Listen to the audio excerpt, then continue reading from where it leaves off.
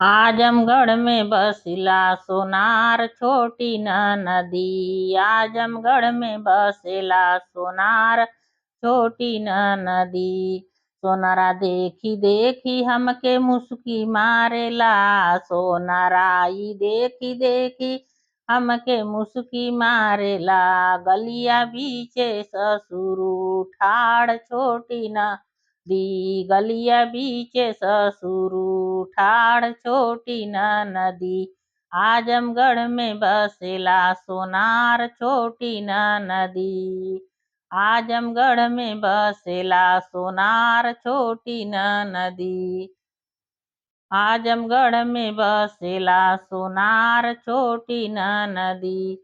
सोनारा देखी देखी हमके मुस्की मार छोटी न नदी। मार छोटी न नदी। सोनारा देखी देखी हमके मुस्की मार छोटी न नदी। मार छोटी न नदी। अरे गलियां बीचे भसुरू ठाड़ छोटी न नदी। अरे गलियां बीचे भसुरू जी ठाड़ छोटी न नदी। आजमगढ़ में बसेला सोनार छोटी न नदी। आजमगढ़ में बसेला सोनार छोटी न नदी। सोनारा भैल अपना सोनारा भैल सपना।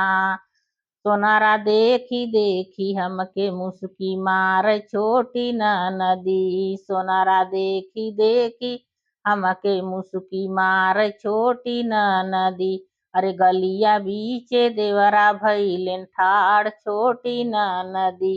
अरे गलिया बीचे देवरा भैलेन ठाड़ छोटी न नदी। आजमगढ़ में बसेला सोनार छोटी न नदी। आजमगढ़ में बसेला सोनार छोटी न नदी। सोनारा देखी देखी हमके मुस्की मार छोटी न नदी। मार छोटी न नदी।